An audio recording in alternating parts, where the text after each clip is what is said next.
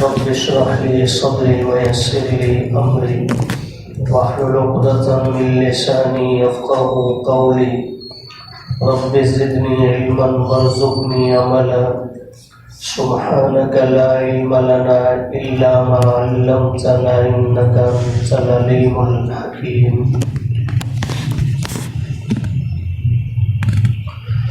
وما اختلفتم فيه من شيء، اور تم اختلاف کرو جس چیز میں، فحکمہ الی اللہ، پس اس کا فیصلہ اللہ کی جانب چھوڑ دو. ذالکم اللہ، یہی اللہ ہے، ربی، میرا پروردگار، علیہ توکلت، اسی پر میں بھروسہ کرتا ہوں، وَإِلَيْهِ أُنِيبُ، اور اسی کی طرف میں رجوع کرنے والا ہوں. فاطر السماوات والارض، وہ بنانے والا ہے آسمانوں اور زمین کو.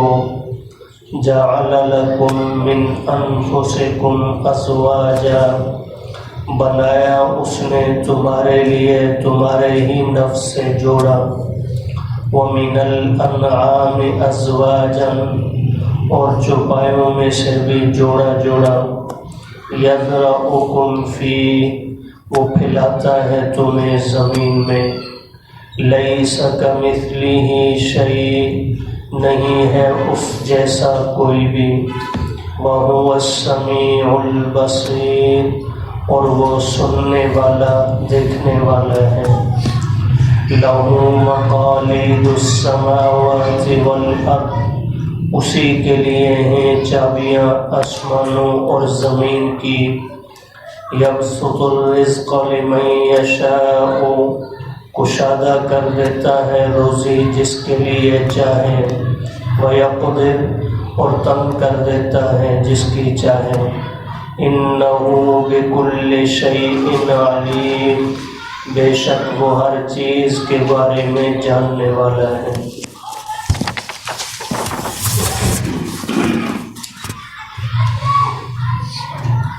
آج کی ان آیات کے اندر اللہ پاک نے ابتدا میں ایک اصول بیان کیا ہے، اور اس کے بعد اللہ تعالیٰ نے اپنی چند صفات بیان فرمائی ہیں.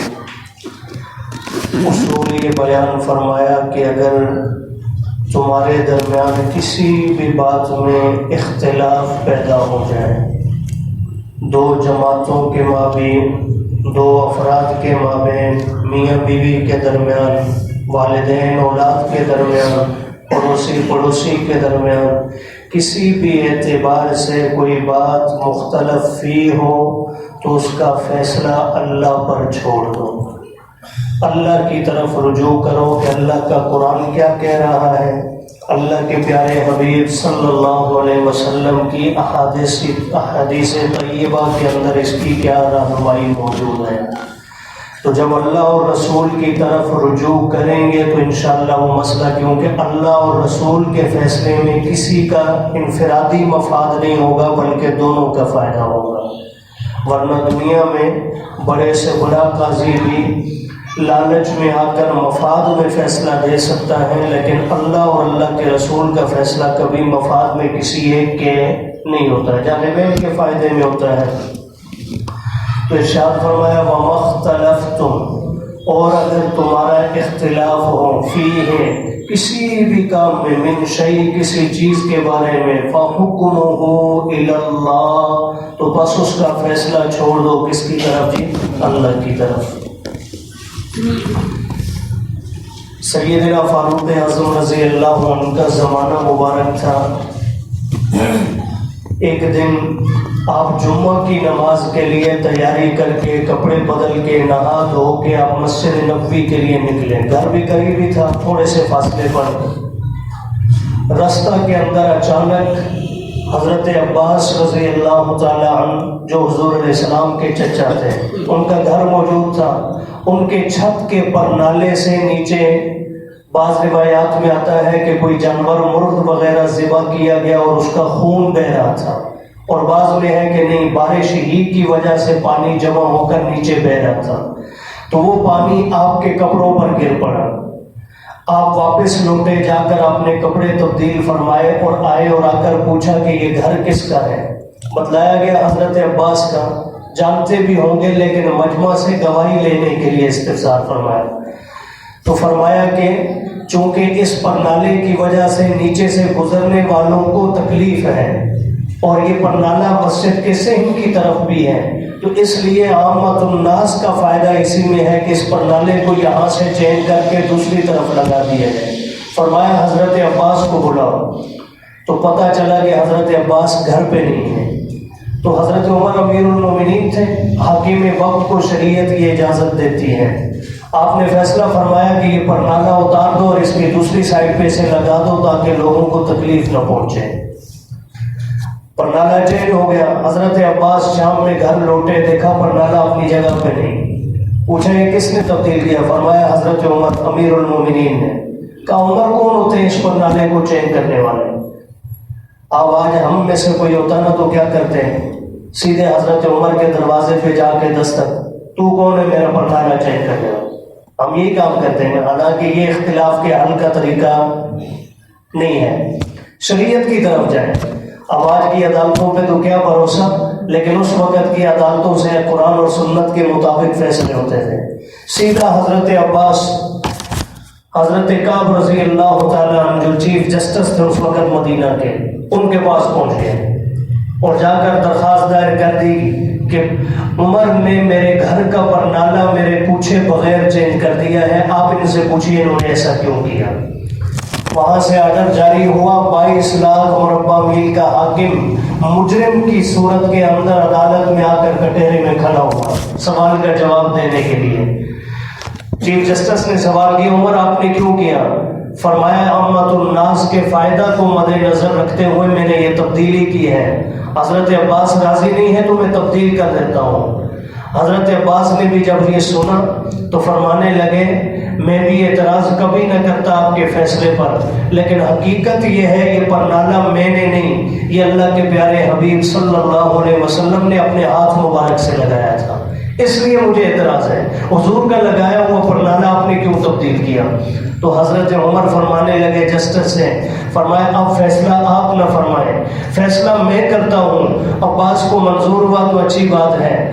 فرمایا فیصلہ اس کا یہ ہے کہ پوری مدینہ کی عوام کو جمع کیا جائے گا اور ان کے سامنے حضرت عمر نیچے یوں ہو کر کھڑے ہوں گے اور عباس عمر کے اوپر چڑھ کر وہ پرنالہ واپس اپنی جگہ پر لگائیں گے، تو یوں واپس وہ پرنالہ بھی اپنی جگہ پر لگا اور اختلاف بھی اللہ کے رسول کے فیصلے سے کیا ہو گئے، ختم ہو گیا۔ اور آج اتنی سی بات پہ ہمارے یہاں خاندانوں کے خاندان کیا ہو جاتے ہیں، دشمنیوں کی بھینٹ چڑھ جاتے ہیں۔ تو یہ اصول بیان فرمایا کہ جب بھی تم میں کسی بات میں اختلاف ہو تو فیصلہ کس سے کرواؤ گے؟ اللہ اور اللہ کے رسول صلی اللہ علیہ وسلم سے۔ اللہ کا فیصلہ کیوں؟ اب آگے اللہ کی چند صفات آ گئی ہیں کہ جس ذات میں یہ صفات ہوں اس سے بڑھ کر کوئی اچھا فیصلہ کرنے والا نہیں۔ اللہ کی وہ صفات کیا ہے؟ فرمایا ذالکم اللہ، یہ جس کی طرف فیصلہ لے جانے کی ہم بات کر رہے ہیں نا، یہ اللہ کی ذات ہے۔ ربی پہلی صفت جو میرا کیا ہے جی، اور یاد رہے رب صرف پالنے والے کو نہیں کہتے ہیں، وہ تو رازق ہے، روزی دینے والا۔ رب کہتے ہیں اس ذات کو جو ہر ضرورت کو پورا کرنے والی ہو، ہر ضرورت کو پورا کرنے والی ذات رب کہلاتی ہے۔ فرمایا یہ اللہ ہے جس کی طرف فیصلہ لے جانا ہے، یہ میرا رب ہے، میری ساری ضرورتیں پوری کرنے والا۔ علیہ توکلتو، اس لیے میرا بھروسہ کس پر ہے جی؟ اللہ پر۔ وإلیہ منیب، اور اسی کی طرف میرا رجوع ہے۔ آگے دوسری صفت فاطر السماوات والارض، کہ وہ صرف ضرورتیں پوری نہیں کرتا بلکہ وجود دینے والا بھی کون ہے جی؟ اللہ. فرمایا آسمانوں اور زمین کو بنانے والا بھی وہی. جعل لکم من انفسکم ازواجا, اور اسی نے بنایا تمہارے لیے تمہارے ہی نفسوں سے تمہارا جوڑا بھی, تمہیں بھی پیدا کیا اور پھر تمہاری بیوی بھی اللہ نے صنف نازک بھی اللہ نے پیدا فرمائی. وَمِنَ الْأَنْعَامِ أَزْوَاجًا, اور اسی رب نے تمہارے لیے جانوروں کے بھی جوڑے جوڑے پیدا فرمائے. تو پیدا کرنے والا بھی وہی. يَذْرَعُكُمْ فِي, اب ابتدا تو انسان کی ایک حضرت آدم سے فرمائی, لیکن پھر آہستہ آہستہ انسانیت کو زمین میں کیا کر دیا جی, پھیلا دیا. یہ دوسری صفت تھی, اللہ کی پیدا کرنے والا, خالق, فاطر. آگے تیسری صفت فرمایا لیس کمثلہ شیء, اس اللہ پر فیصلہ کیوں چھوڑ دو, اس لیے کہ اس جیسا کوئی اور نہیں. دو عقیدے ہیں, یاد رکھیے, دونوں کے اعتبار سے انسان جو ہے وہ اگر صحیح سمت کو اختیار نہ کرے تو گمراہی کا شکار بن جاتا ہے. اللہ کی ذات کے متعلق دو بنیادی باتیں ہمیشہ ذہن میں رکھیں. نمبر ایک, مخلوق میں سے کسی کو اللہ جیسا ماننا, یہ شرک ہے. مخلوق میں سے کسی کو اللہ جیسا, کسی کو کوئی بھی ہے, فرشتہ ہے, نبی ہے, ولی ہے, کوئی بھی ہے, اللہ کی ذات یا اللہ کی صفات جیسا ماننا کسی غیر کو, یہ کیا ہے جی, شرک. اور ایک دوسری صفت ہے, مخلوق میں سے کسی کو تو اللہ جیسا نہیں مانتا, لیکن اللہ کی ذات کے اندر کوئی ایسی صفت مانتا ہے جو بندوں کی صفت کہلاتی ہے. جیسے اولاد ہونا کس کی صفت ہے جی, بندوں کی. ماں باپ ہونا بندوں کی صفت ہے, بیوی ہونا بندوں کی صفت ہے. اور اگر کوئی یہ کہے کہ اللہ کا بھی بیٹا ہے تو یہ تشبیہ ہے, یہ شرک نہیں ہے, یاد رکھیے. یہ کیا ہے جی, تشبیہ ہے. جیسے نصارہ کا عقیدہ ہے کہ حضرت عیسیٰ اللہ کے بیٹے ہیں, حضرت عزیر یہود کا عقیدہ ہے اللہ کے بیٹے ہیں, تو یہ تشبیہ ہے. انہوں نے اللہ کو بندوں جیسا سمجھ لیا, جیسے بندوں کی اولاد ایسے اللہ کی بھی اولاد. تو شرک بھی گمراہی ہے, تشبیہ بھی گمراہی ہے. دونوں سے اپنے آپ کو بچانے کی ضرورت ہے. تو فرمایا لیس کمثلہ شیء, اللہ جیسا کوئی بھی نہیں. وَهُوَ السَّمِيعُ, کیوں اللہ جیسا نہیں, اس لیے کہ وَهُوَ السَّمِيعُ, وہ ہر ایک کی ہر حال میں ہر آواز کو, بغیر آواز کے بھی دل کے حال کو بھی سننے والا ہے. البصیر, وہ ہر ایک کی ہر حال میں ہر حالت اور کیفیت کو دیکھنے والا ہے. اللہ جیسا کوئی اور سننے اور دیکھنے والا نہیں. اب نبی بھی ہیں, اپنے سامنے موجود آنے والی آواز کو جہاں تک رب کی مشیت سن رہے ہیں, اس کے بعد نہیں. ولی بھی ایک محدود آواز کو سن رہے ہیں, اس کے بعد نہیں. ہر وقت ہر حال میں سننا, یہ صرف کس کی صفت ہے, اللہ کی. اور ہر وقت ہر حال میں ہر ایک کو دیکھنا, یہ بھی کس کی صفت ہے, اللہ کی. تو اس لیے فرمایا اللہ جیسا کوئی نہیں. آگے ایک اور صفت ذکر فرمائی, فرمایا لہو مقالید السماوات والارض, اس اللہ پر فیصلہ اس لیے چھوڑ دو کہ فرمایا دنیا کے, زمین و آسمان کے سارے خزانوں کی چابیاں کس کے پاس ہیں, اللہ کے پاس ہیں. اور ظاہر بات ہے فیصلہ ہوگا بھلے اور فائدے کے لیے, تو وہ فائدہ بھی کس کے پاس ہے, اللہ کے پاس. فرمایا یبسط الرزق لمن یشاء ویقدر, وہی روزی کشادہ کرتا ہے جس کی چاہے اور جس کی چاہے تنگ کر دیتا ہے. یہ حکومت تنگ کر دیتی ہے, IMF, یا ہم جب تک یہ ہمارے باطل نظریات ختم نہیں ہوں گے, اللہ ایک کمینے کے بعد دوسرا کمینہ مسلط کر دیں گے. یہ ہمیشہ یاد رکھیں, ان میں حل نہیں ہے. ہمیں اپنا عقیدہ درست کرنے کی ضرورت ہے. روزی کشادہ کرنے والا بھی کون, تنگ کرنے والا بھی کون. اللہ تنگ کرتے ہیں تو کیا اللہ کا فائدہ خزانے میں مال جمع ہو جائے گا, نہیں. اللہ کیوں تنگ کرتے ہیں, ظہر الفساد فی البر والبحر بما کسبت ایدیہم. ہم شکر کرتے ہیں تو اللہ وہی روزی بڑھا دیتے ہیں. ہم ناشکری کرتے ہیں, بدعمالیوں میں مبتلا ہوتے ہیں, فحشی اور یعنی میں مبتلا ہوتے ہیں, تو اللہ جو ہے ہمارے مقدر کی روزی کو بھی کیا فرما دیتے ہیں, تنگ کر دیتے ہیں. سیدھا سا اصول ہے. اس لیے اپنی اصلاح کی ضرورت ہے جس کی طرف ہم آتے نہیں. بس اچھا طریقہ ہے دوسروں پہ الزام لگا دیں, اپنے آپ کو بچا لیں. توبہ کی ضرورت ہے، اپنی اصلاح کی ضرورت ہے. یہ کریں گے انشاءاللہ اللہ پاک بہتر فیصلے فرمائیں گے. تو فرمایا یبسط الرزق لمن یشاء ویقدر، وہ روزی کشادہ کرتا ہے جس کی چاہے، ویقدر اور تنگ کر دیتا ہے جس کی چاہے. انہ بکل شیء علیم، کسے کتنا دینا ہے کسے نہیں دینا وہ ہر ایک کے بارے میں اچھی طرح جاننے والا ہے. اللہ دین کی سمجھ نصیب فرمائے.